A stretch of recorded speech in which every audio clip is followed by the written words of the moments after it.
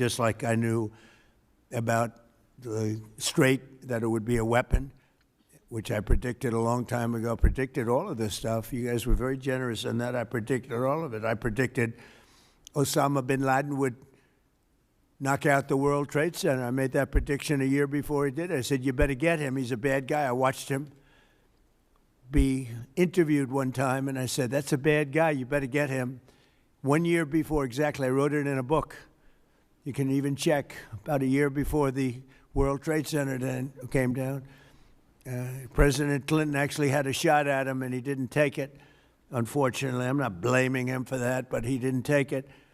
And he ended up knocking down the World Trade Center, but I predicted that too. I predicted a lot of things. And a lot of people are saying that he's badly disfigured. They're saying that he lost his leg, one leg, and he's been hurt very badly. Other people are saying he's dead. Nobody's saying he's 100% healthy.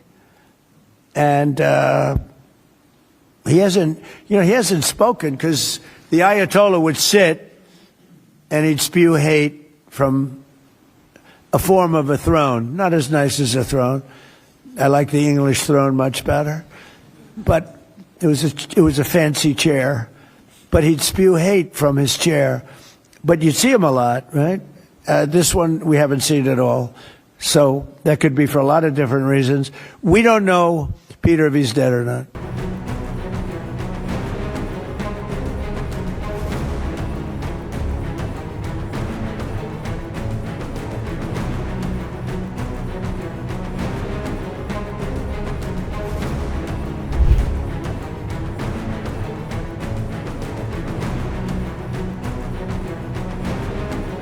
No place like the White House. Do we agree? Agreed. Right, Mr. Kraft? No place like the White House. Thank you very much for being here. Appreciate it. And we'll maybe discuss a couple of general topics. This is a board meeting for the Trump Kennedy Center, but we'll go into a couple of other things that we have the media present. It's always present, unfortunately, constantly. And I'll say a few words about what's happening in the Middle East. And if you have a couple of questions, we'll do that, and then we'll get on with our board meeting. So thank you very much for being here. We have a wonderful group of very, very smart, talented patriots at this table.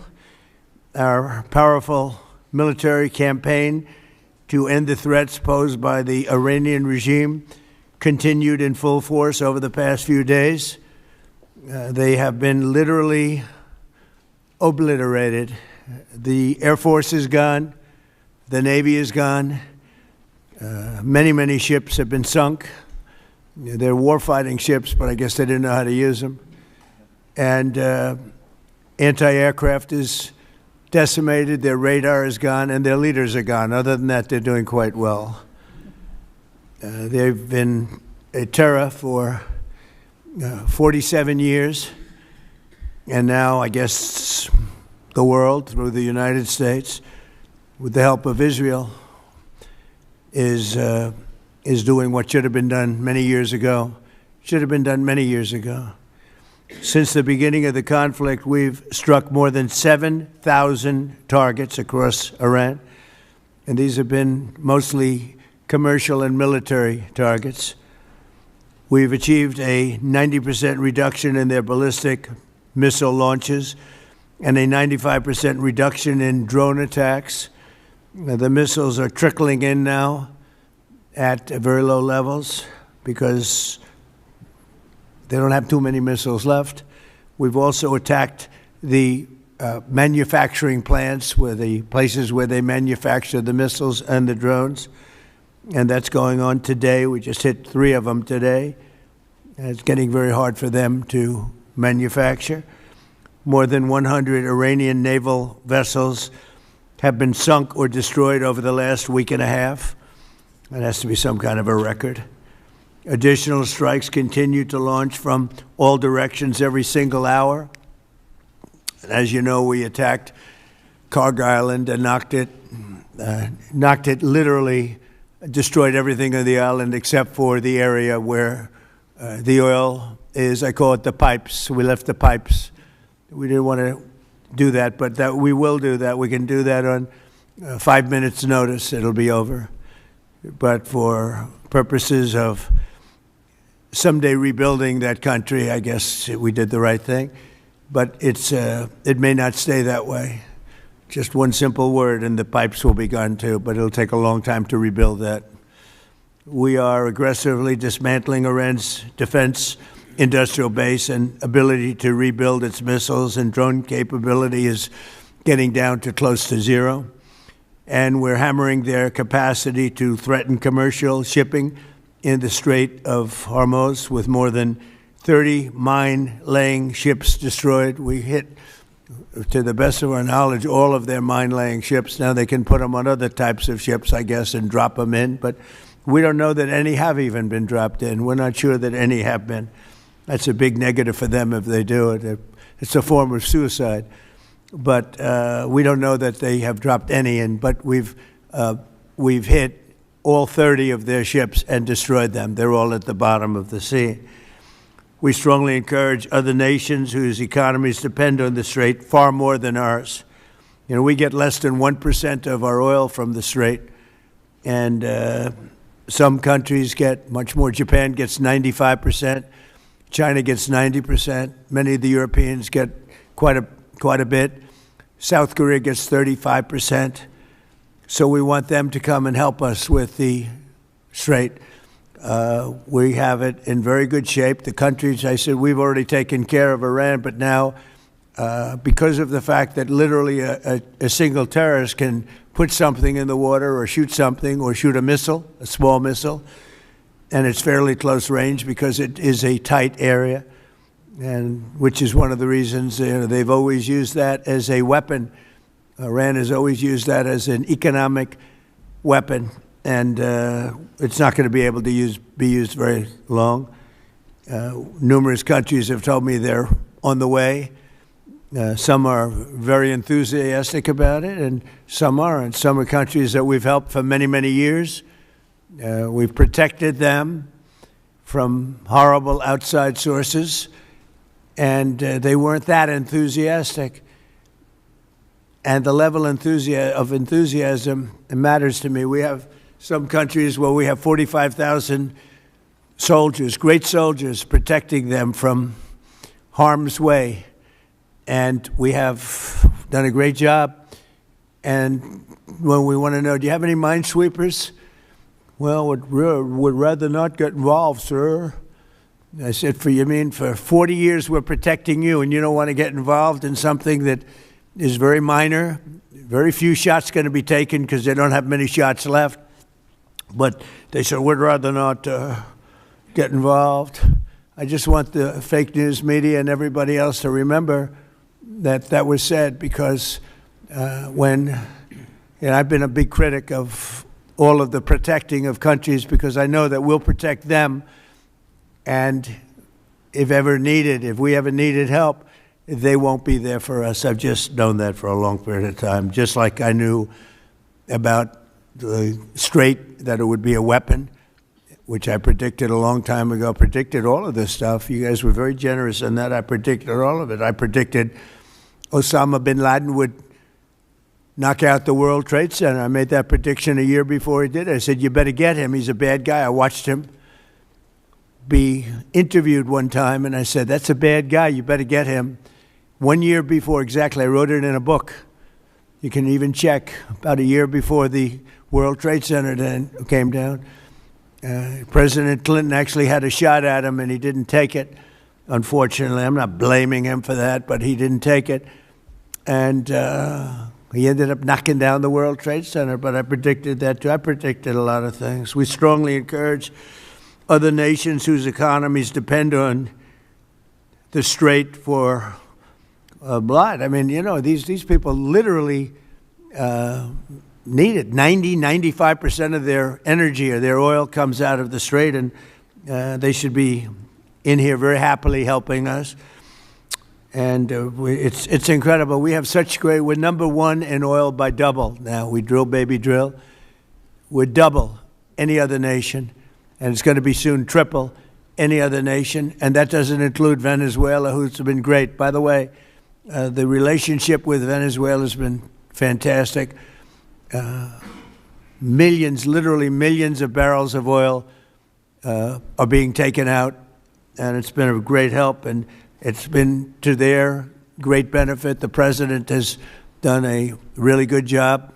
We get along with him really well, but we've taken out millions of barrels of oil and brought to Houston and other places for to the refineries. We have refineries set up specifically for that, and it's been a great relationship, and more and more is happening. It's a tremendous oil source, and we're stepping it up very rapidly. The big companies are going in, and they will actually numbers in a pretty short period of time, numbers that they've never been able to do. We'll be doing.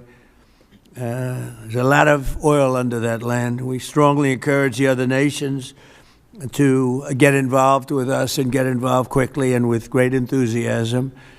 I have that from a number of them, and I'd like to say their names, but frankly, I don't know if they would want me to or not, because maybe they don't want to be targeted.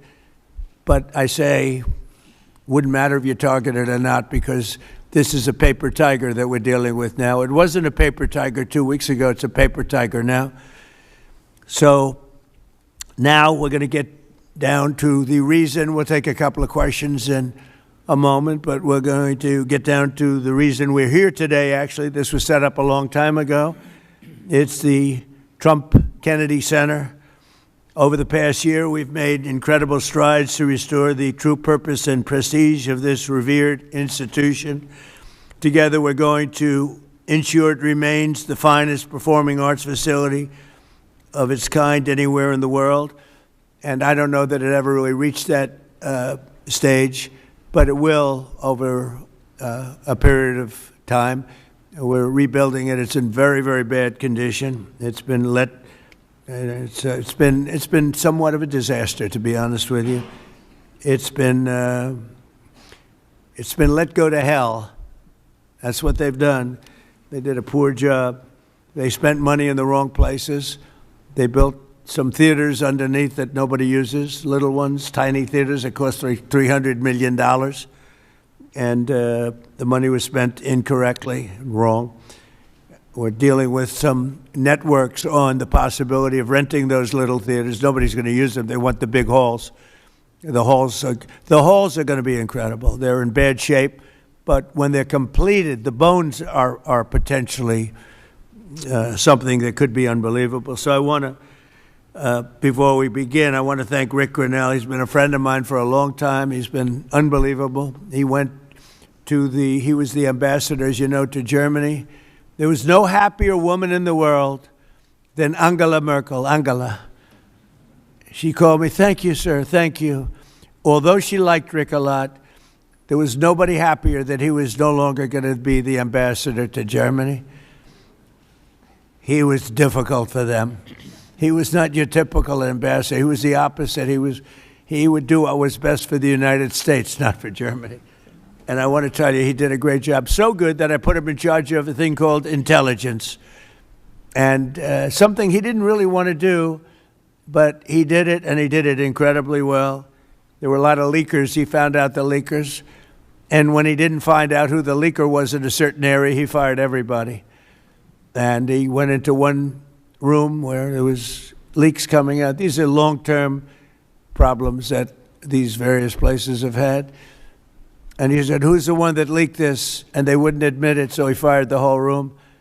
And he did a good job, I'll tell you. He was very good. And during this transition period, I asked Rick if he would run it, because we wanted to see. And if you remember when we first took it over, I didn't do it with enthusiasm. I did it because somebody had to do it. I had to turn it around because it was failing. It would have closed, and physically it would have almost fallen down. It was in very bad shape. The steel columns outside, as an example, were meant to be covered. You know, exposed steel is unusual to have in building. What I do best in life is build. I build buildings really well. and really, and under budget and ahead of schedule. That's what I do, unlike the Fed building, which is going to cost billions of dollars. It may never open.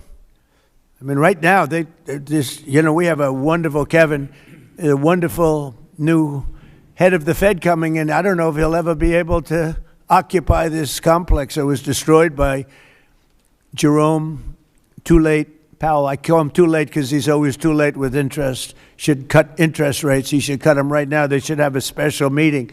What's a better time to cut interest rates than now? A third grade student would know that. But that's a terrible thing. But what I do is I build great stuff. And what we're going to do is, right outside. In fact, if you look behind me, see the nice gold curtains? If you want to look into a nice foundation and you want to see a lot of work, very deep, very, very deep for specific reasons, we have a magnificent ballroom being built, because this is the biggest room, and it holds like 98 people for dinner. But behind me, you're going to have a ballroom that this building and the people occupying it, in particular, every president for 150 years has clamored for a ballroom, a large, beautiful room. This is a cocktail room, and this whole floor will end up being a cocktail room for a cocktail area or pre-area for the ballroom before dinners. So we'll have heads of state. We can't even do a heads of state dinner. Usually what they do is they would do them on the lawn with a tent. But when it rains, the lawn is very low. And you know the land in Washington. It was built on swampy wetland.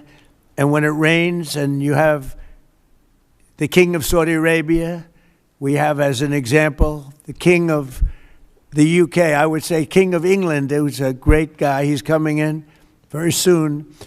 And when it rains, you know what happened? The rain would go over their feet. It would be about 4 or 5 inches over their shoes. This was not good. And it rained a lot. So we're building, finally, because I do that. And by the way, no taxpayer money. I want to put that, zero. It's on time, on budget. It'll be under budget. We're having it under budget, other than we've upgraded it in terms of the marbles we're using. We're using onyx and stones that are incredible. But it'll be something really spectacular. I'm looking at Mr. Steve Wynn, who's over there. He built a spectacular building, and he knows Trump builds a spectacular building. I build better buildings than him. I don't care what he said. But Steve is over here, and he really, with his incredible wife, Andrea, and thank you both for being here. Andrea is on the board, and Steve is so in love with his wife, he asked whether or not he could come. And I can say the same thing for the great Bob Kraft. He's got a wife that's so wonderful. He said, "Do you think I could come?" She didn't have to accept that, She could have said no. But Bob said, "I would like to come." So, Bob, we will not let you vote, although his vote would be a good vote. He will vote for the proper thing. But it's good to have you both here. These are two great couples that know a lot about the things I'm talking about, like fixing, whether it's building a stadium or building a building. They know how to do it. So thank you, Steve, very much. But we made incredible strides over the past year. If you remember, I said I want to run it for a year just to see, because the place is falling down. It's horrible. Air conditioning, heating is going to be ripped out in its entirety, and it needs new. It's old. It's, how many years is it, Rick? What's the total? 50, almost, over 50. And we have 50-year-old air conditioning, more than that, actually. And it's in bad shape. Everything's in bad shape. It's got to be redone. So I said, let's run it for a year just to see how it works. It's better than, you can't just go into something and try and figure it out. And we figured it out over the year. And you have to close it, putting new marbles in, beautiful, beautiful marbles. When you do marbles, you can't have people walking over the marble every night as it's drying and setting and going to a play.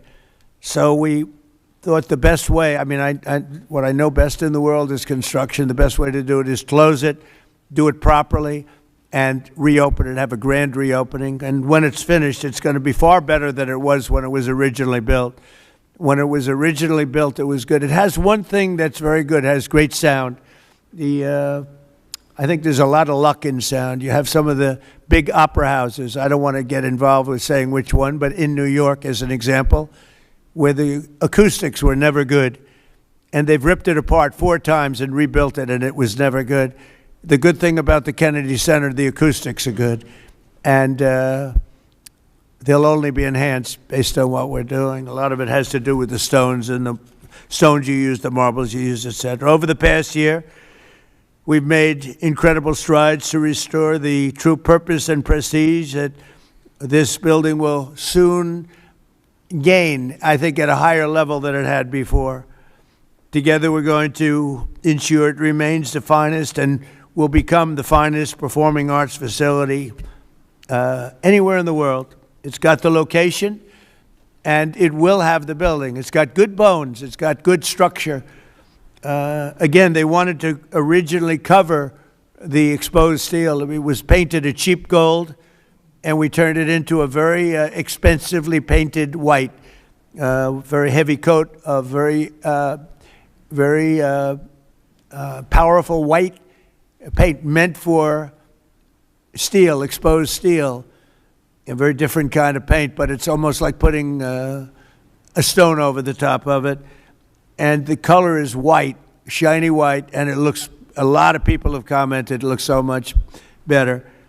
Before they had the steel painted gold, and the gold was very cheap.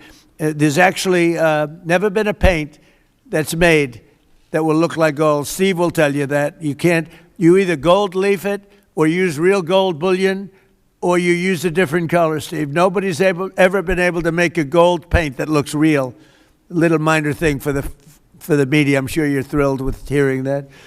But there's never been a paint. I said someday I'm going to discover a paint where you don't have to actually use gold leaf. Gold leaf is a very, very big and expensive process, but it's a beautiful thing, but not when you use paint. So we got rid of the gold columns, which looked always terrible. They looked cheap and they looked fake. Very much like the media, actually. And we took the columns and we painted them white. Before we painted them matte, very importantly, we structuralized them. We replaced a bad steel that was very badly rusting. I mean, these are columns that are holding up a building. And we had to replace areas of columns that were actually rusted out because it was in very bad shape. It's not even describable how bad this building was, both inside and out. I want to thank Rick Grinnell, but you really did a great job, Rick, on this, and we appreciate it. I'm looking for your next venture, because he really was, there was a story he got fired. He didn't get fired. He was here for a short period of time, for a year, figuring it out with Matt and everybody else, and Matt now is going to take over, and he's a pro at construction, great at construction, and I think Matt would like to run the facility too. He's fallen in love with it, and I think he'd do a good job, but if I don't think he will do a good job, I'll say, Matt, you're fired, I'm getting somebody else. So you're under no pressure, Matt, okay? It's like Bob Kraft. If a football player doesn't perform well, typically you will fire him immediately, Bob. Do you ever let them stay around for 4 or 5 years if they're bad? Not too many times, right? So anyway, I learned from you. So I want to thank also Attorney General Pam Bondi, who's been fantastic. I don't know, is Pam here someplace? Oh, hello, Pam. Good. She's been great. And the Speaker of the House, he's got the easiest job of anybody in government. He's got a majority of 2. I don't like to say 1 because it varies, but between 1, 2, and 3. And I think you're the only man that's ever lived that's able to be very happy about it. In fact, when we get up to 3, every once in a while we get up to 3. Actually, for a period of time, we had it up to 4, and then we had a death. And death is very bad when you're the Speaker and you have a majority of 2 or 3. But we had a death, and then we had another death, and we had some things, and but we're looking very strong. We had one man who was very ill. It looked like he wasn't going to make it. I don't know. I won't mention his name. Should I? Do other people know his name? Do you want to mention it? He'll be proud. Go ahead, tell him the story. Okay, well, thank you, Mr. President. Congressman Neil Dunn of Florida had some real health challenges, and it was very serious, and had a pretty grim diagnosis. And I mentioned it to the President, and I said, Congressman Dunn is a real champion and a patriot because he's still coming to work, and if others got this diagnosis, they would be apt to go home and retire. And what was the diagnosis? It was, I think it was a terminal diagnosis. He would be dead by June. Okay, that wasn't public, but yeah, okay, that's, it was grim, that's what I was going to say. I don't think with a heart problem, by the way. This was a heart problem. Right. So, the long story short, the President called him to encourage him and thank him, and they had a conversation, and the President mentioned in the course of the conversation, you know how to get my doctors involved, and they did, and within a number of hours, they took him to Walter Reed, emergency surgery. The man has a new lease on life. He acts like he's 30 years younger, and he walked into the conference meeting, and we thought we'd seen a ghost. And I spoke with him over the weekend, and he's encouraged and thankful, and he thanks the President for his leadership and intervention, and thank you, thank you. He actually called Mike. Mike called me, and he said, sir, we're up by 3, but we're going to lose 1 by June. I said, who? Neil Dunn. He's a great congressman. Incredible. He called to say that he was terminal, really bad heart. There's nothing they can do. I said, that's bad. Number 1, it was bad because I liked him. Number 2, it was bad because I needed his vote. But he really said, he said, Mike, I'm going to last this out for the President and you, and however long I live, I mean, it looks like June is the time, but however long I live, I'm going to be voting for you. I mean, how many people are going to say that? Most of them are going to say, Mike, I'm retiring immediately. That's the end. He's an extraordinary man. But he didn't do that. It was really impressive. And then I realized I have doctors in the White House. The White House doctors are incredible. And they've helped me with other people. They're helping me with people right now. People that are very sick are like, they're miracle workers. And I said, I have to call them. And I called the 2 doctors. They're both great. And they immediately went over to see the congressman. And he was on the operating table like 2 hours later. Yeah. And it was a long operation. They gave him more stents and more everything that you could have. I think he's got everything that you could possibly have. And they called up. They said, sir, I think he'll be fine. I said, you got to be kidding. He said, I think he'll be fine. And Mike was telling me the story that the other day he came into a meeting for the first time in a long while. Go ahead. Well, it was incredible. I mean, he has a new lease on life. He has more energy than a man half his age, and very encouraged and encouraged all of us. So, again, a testament to great leadership. And my hat's off to Neil Dunn and his beautiful wife and family. He's an extraordinary individual. And just, because I don't want to have a terrible story about this, I did it for him first and for the vote second. But it was a close second, actually. But I did it for the vote second, all right? I want to also introduce Susie Wiles, who's fantastic. She's our chief of staff, and she's an amazing person, an amazing fighter, and she announced a minor difficulty, which will be in good shape for, he'll be around for a long time. She had a diagnosis, you probably saw it, and she's going to take care of it immediately as opposed to waiting. She said, let's do it now. I said, do it immediately, because with that particular ailment, the faster the better. That's the only thing I know about it. The faster the better. She's going to do it immediately. So she just started, actually, and she's going to be in great shape. The prognosis there is excellent, beyond excellent. So, thank you, sir. But who needs it, right? That's right. Who needs it? So before we took over, just a year ago, this wonderful place was literally on the verge of collapse, both from a financial standpoint, maybe more from a financial standpoint, but also from a physical standpoint. Necessary maintenance has been ignored. The programming was very woke and out of touch with reality. And we had an orchestra that lost like $18 million a year, and they subsidized it every year. So what kind of an orchestra loses 18? And I'm being nice when I say 18, it was much more. And I started looking at the programming. They had tremendous union difficulties, like 19 different unions, and driving everybody crazy. And I think the unions are going to be great. I've always gotten along with unions. As you know, I got great union support. But you had 19 unions. Every time somebody wanted to put on a play, they had to deal with 19 different groups of people. And it's they say it was like Broadway, but worse. And you don't get worse than Broadway when it comes to the unions. I've watched that for many years. The programming was terrible.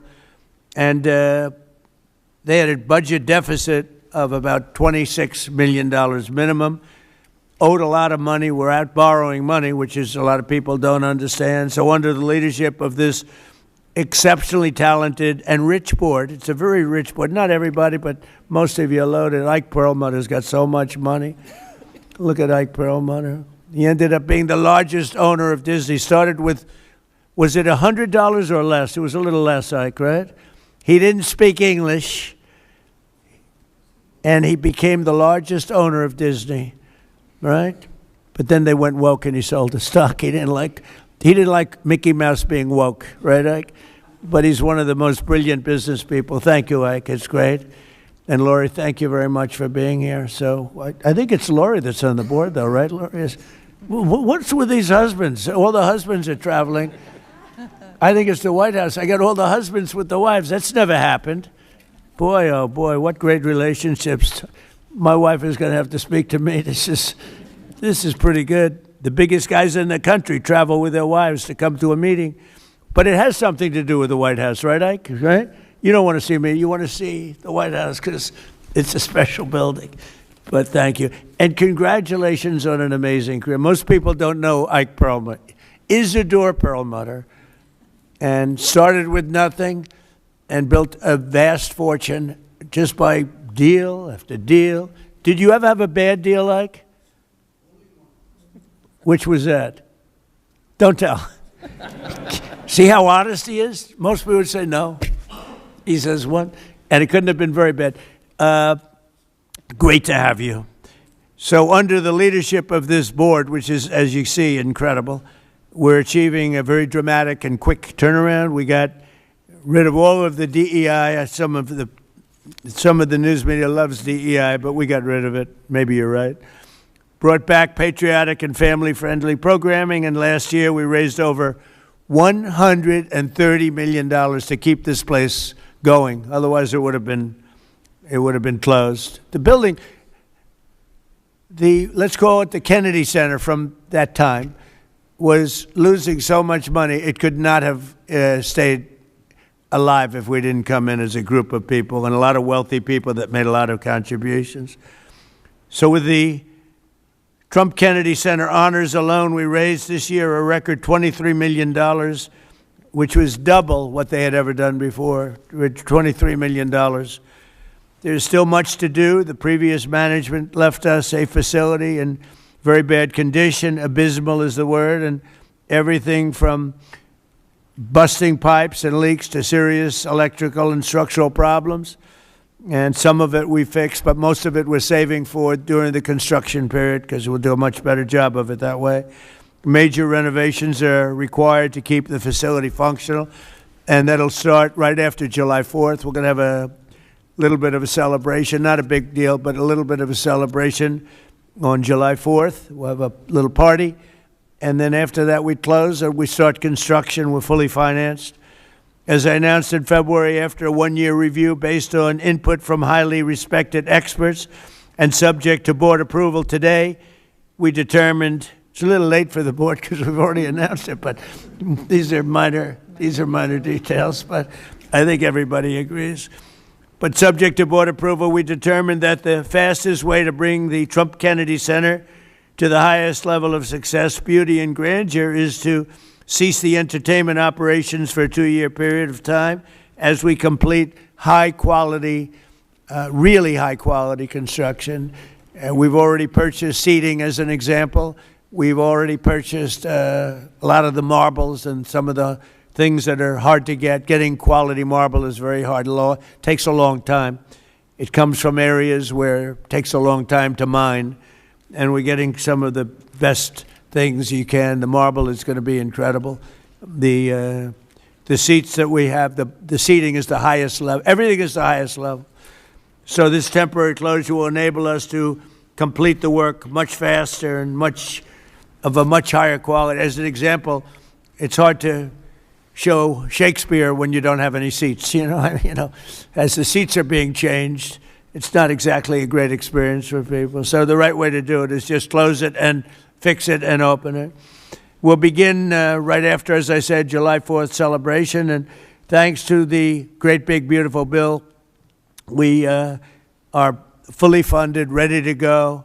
And we have tremendous amounts of money coming in from some people around the table, but also from people that are not here, but that have made very generous contributions toward the Trump Kennedy Center.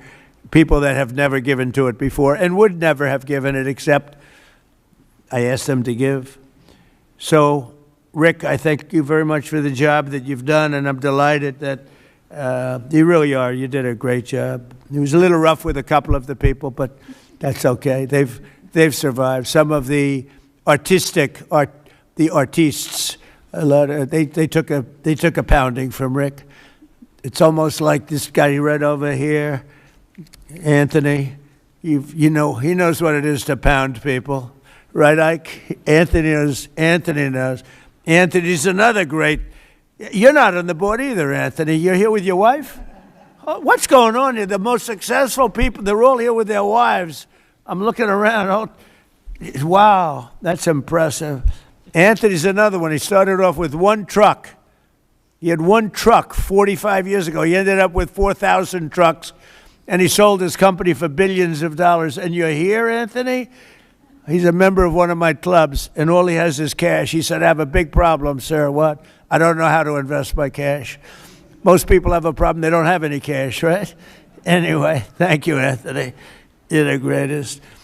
So all of these people have done so much, and they've done so much to help. And, Matt, I'm here to a certain extent to wish you good luck with everything and to introduce you to the board. Many of the board know because Matt's been running a lot of the initial construction and planning and going to be assuming the role of Chief Operating Officer and Executive Director, where he'll lead a construction crew for the next, a big crew, by the way, because it needs a lot of work, for the next 2 years in preparation for the grand reopening.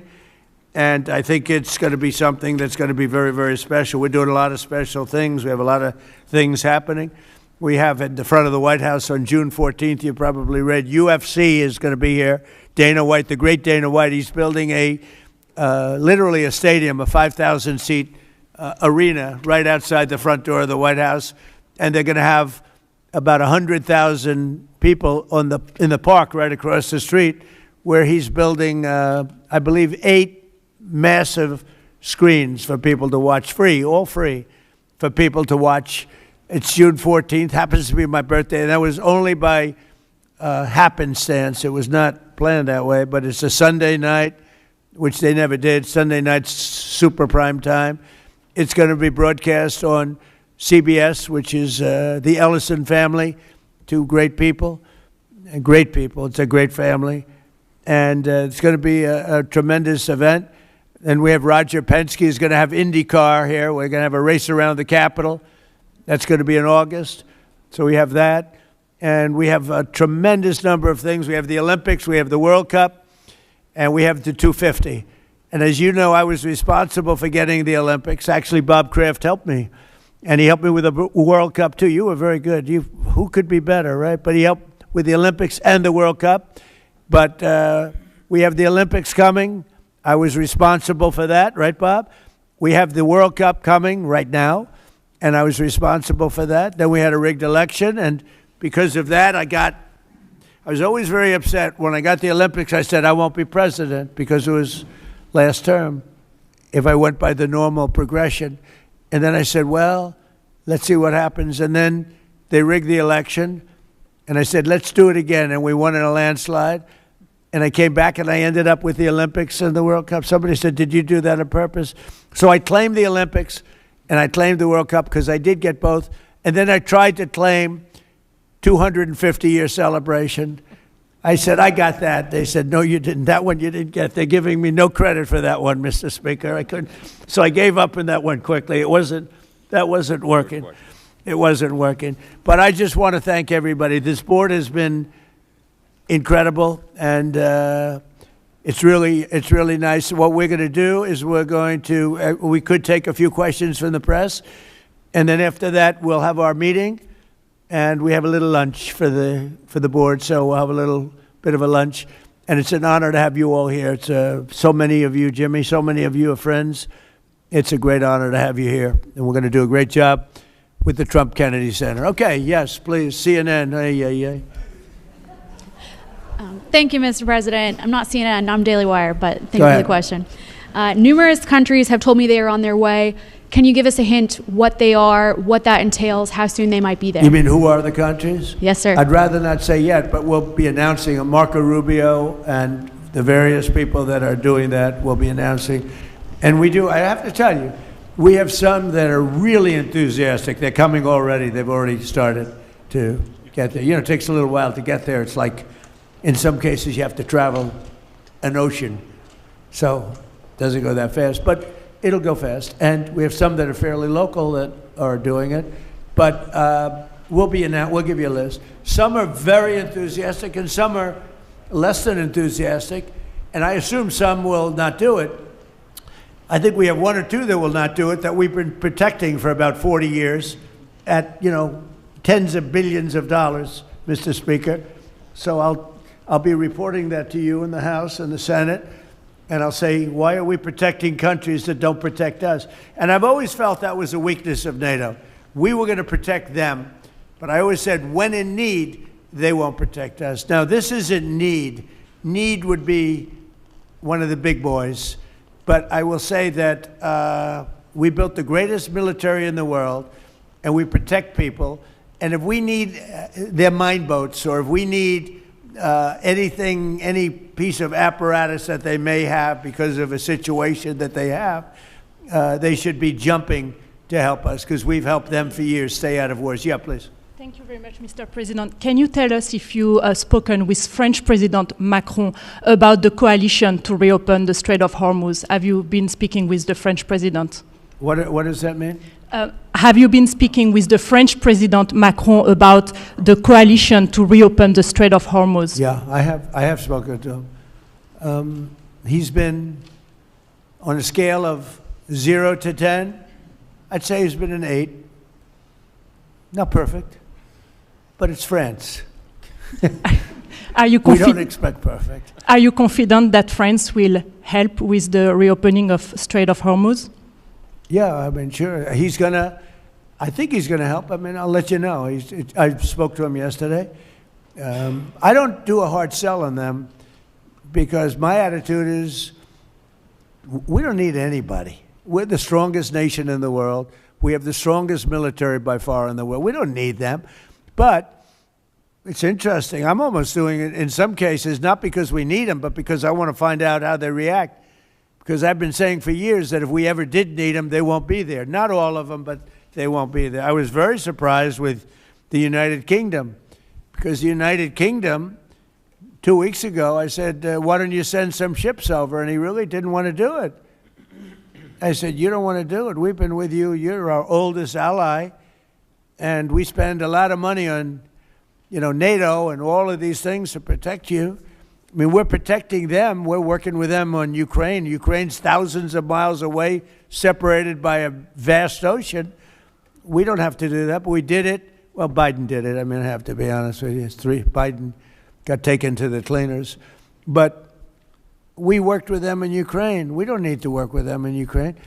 And then they tell us that we have a mine ship around, and they don't want to do it. I think it's terrible. No, I was very surprised. I told him, we requested 2 aircraft carriers, which they had, and he didn't really want to do it. And then right after the war essentially ended, meaning they were obliterated, he said, I would like to send the aircraft carriers. I said, I don't need them after the war is ended and won. I need it before the war. So I was very upset not upset, I was not happy with the UK. I think they'll be involved, yeah, maybe. But they should be involved enthusiastically. We've been protecting these countries for years with NATO, because NATO is us. You can ask Putin. Putin fears us. He doesn't fear He has no fear of Europe whatsoever. He fears the United States of America and the military that was built by me in the first term. Yeah. President, you mentioned the significant amount of oil that China derives from the Middle East. What is the status of your conversation with President Xi in terms of getting China to cooperate, in terms of making the Strait of Hormuz safe for those oil tankers? Yeah, so China is a great example. They get 91% of their oil from the Hormuz Straits, which we protected for years. And it always bothered me that we have these countries. Japan gets 95% of its from the Straits, the Hormuz Straits. And it always bothered me that we're protecting and we don't need them. We didn't need them before we started dig we must. Dig me must, that's the Trump policy of lots of oil. And we didn't use them very much. It used to be at 10%. Now it's at almost zero. We don't need, we don't need oil. We have all the oil we need for ourselves. It's one of the great assets that we have. We have more than double what anybody else in terms of oil production. We're at more than double any other country. So we don't need it, but we did it. It's almost, you could say we did it out of habit, which is not a good thing to do. But we did it because we have some good allies there. We have some great Middle Eastern countries there, Israel there.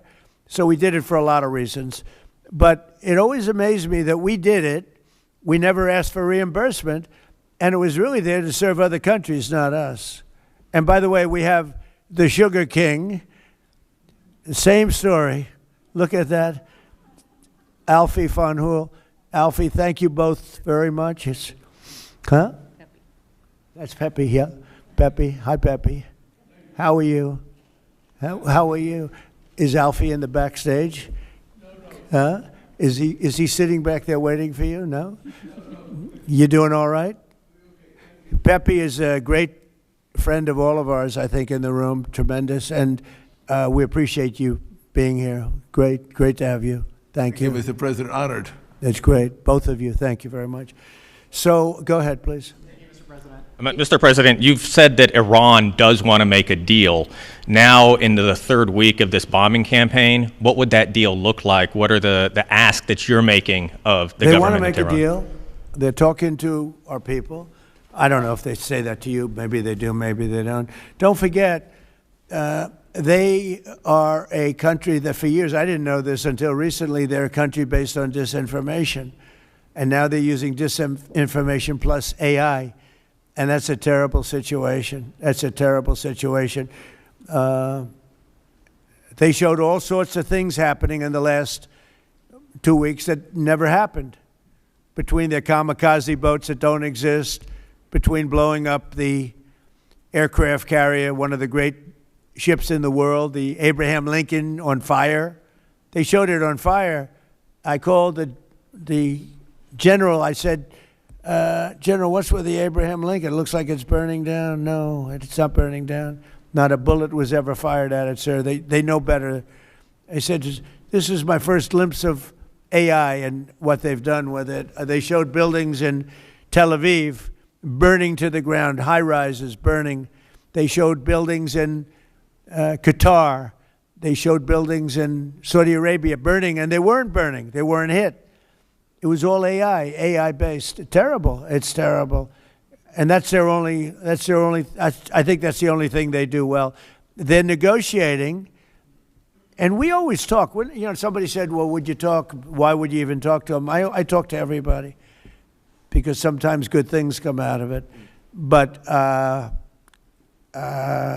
don't know if they're ready yet. They're taking a pounding. I don't know if they're ready yet. And we don't even know their leaders. Look, all of their leaders are dead, as far as we know. But they're all dead. We don't know who we're dealing with. We knocked out the first group. Then the second group met, 88 met to pick the leader because the first group was all dead. And the second group got knocked out. They're all dead. Then the third group met. I would think they're a little nervous about meeting. I don't know if they're nervous. Maybe they're not. Maybe they're crazy. If they're not nervous, then they're crazy. But we met with the next group, but we don't know who their leader is. We have people wanting to negotiate. We have no idea who they are. Yeah, please, Peter.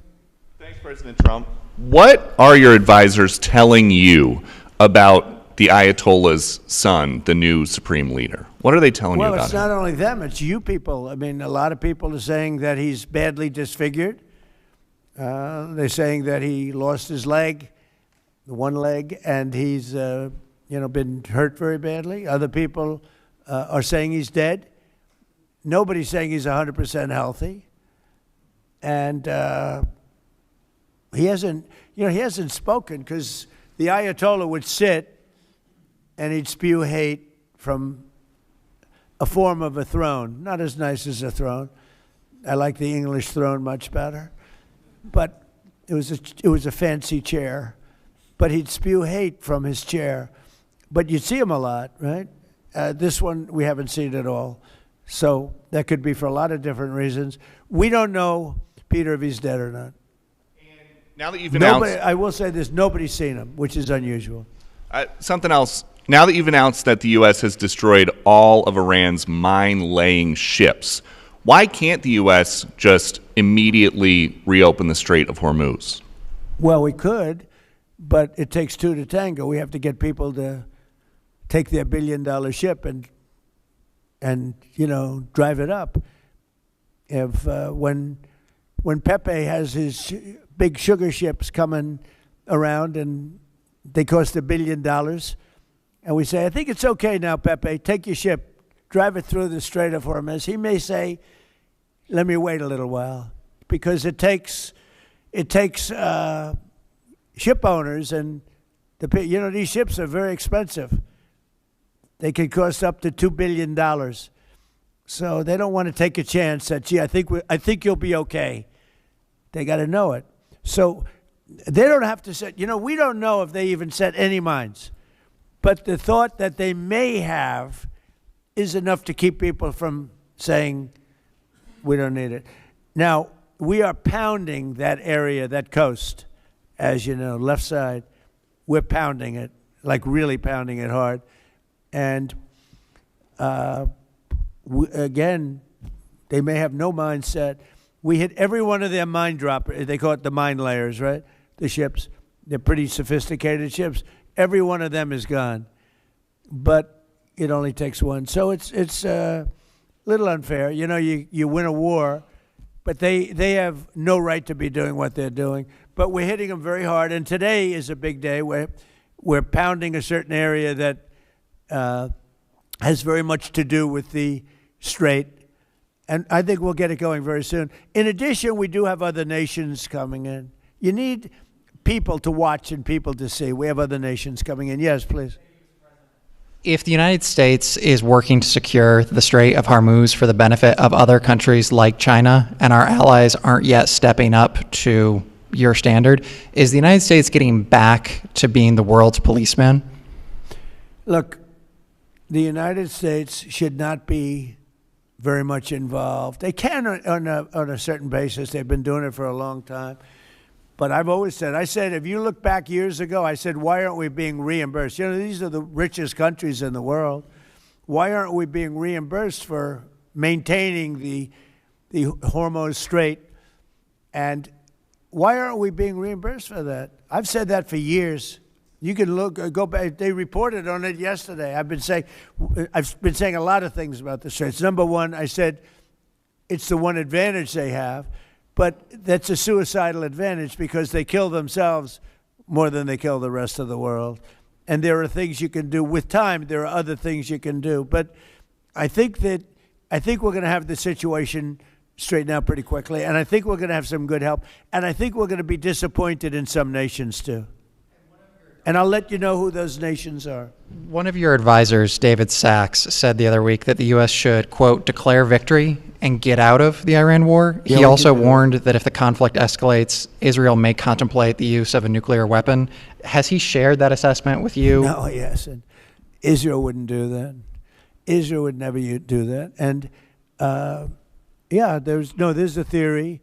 You've pounded them to hell, and you could just leave now, and it'll take 10 years for them to build back not nearly what they have right now. And I guess that's another theory. But we want to have it ended so that another president doesn't have. Look, for 47 years, no president was willing to do what I'm doing, and they should have done it a long time ago. It would have been a lot easier.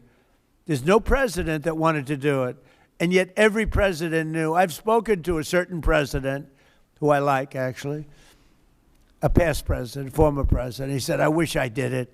I wish I did, but they didn't do it. I'm doing it, yeah. Which president? I can't tell you that. I don't want to embarrass him. It would be very bad for his career, even though he's got no career left. Go ahead, President, please.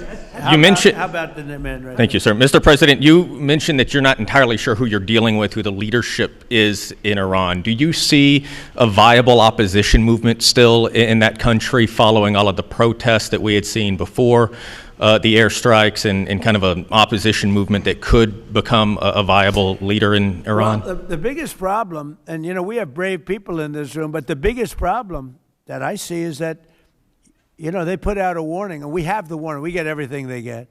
And it said any protester that goes onto the street will be immediately shot and killed. This is a little tougher than the American way. This is not quite as tough as, nobody can believe it. So I can't imagine, they don't have guns, and the other ones have guns. Highly sophisticated machine guns and AK-47s and other kinds of guns. And they did that with the women. So the women had 250,000, even 500 people protesting a year ago. And they shot women right through the middle of the forehead with snipers. And they didn't have to do many. About 10 went down bleeding profusely. And 250 to 500,000 women went running in the other direction. Because they can be brave, but they're not stupid. And they have no gun, and you have snipers in buildings specifically for this reason.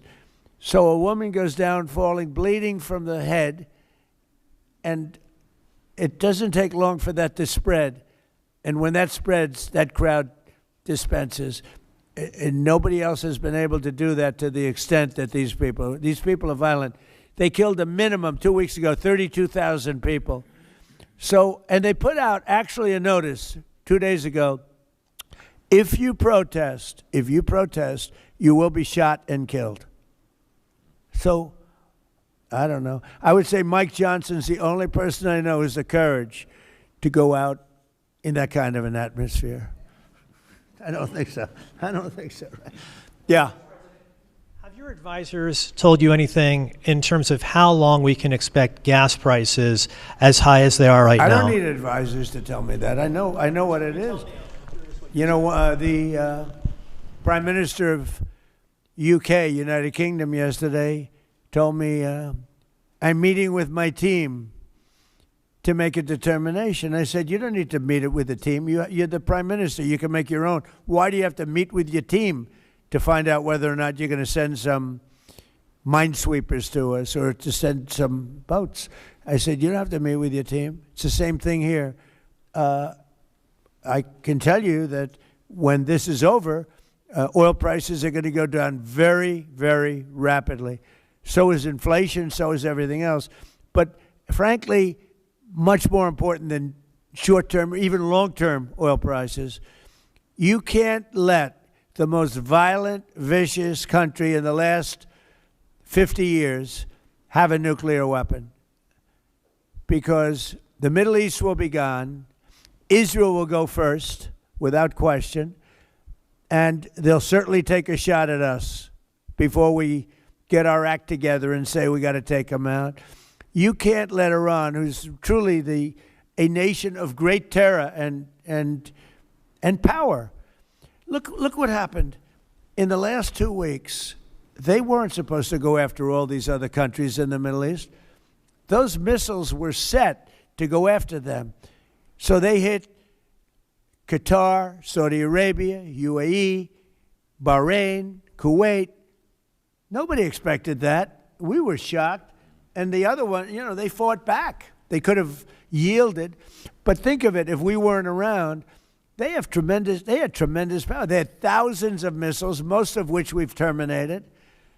They had thousands of drones. They were making drones and missiles all over the place. We've knocked out most of those factories. I mean, now they're sending out 2 or 3 missiles. Now, you know, they've still got some. They might have 8% left. But mostly they've been eliminated. They've been terminated by what we did and what Israel did too. Yeah, please. Israel is expected to expand its ground offensive in southern Lebanon to go after Hezbollah. Have you discussed that with Israeli leaders? Yeah. And does the United States support a potential Israeli invasion of Lebanon? Yeah, no, I did. And I know look, Hezbollah is a problem. It's been a problem for a long time, not just now. And it's a certain area, because I was with the other night a person whose parents live in Lebanon. This is a very substantial person, wealthy person, whose parents live in Lebanon. I said, really? How do you live in Lebanon? Your parents are living? Oh, yeah, they live there. And over the years, they've gotten used to the fact that it's being bombed. But they explained to me that it's really a different section of Lebanon. It's the section where Hezbollah is. And they get used to it, I guess. I don't know. I mean, people live in Ukraine. You would think they wouldn't live in Ukraine, but they live in Ukraine. I don't know that I'd do that. But they live in Ukraine, they live in Lebanon. Hezbollah is a big problem, and they're rapidly being eliminated. Thank you very much, everybody. I appreciate it.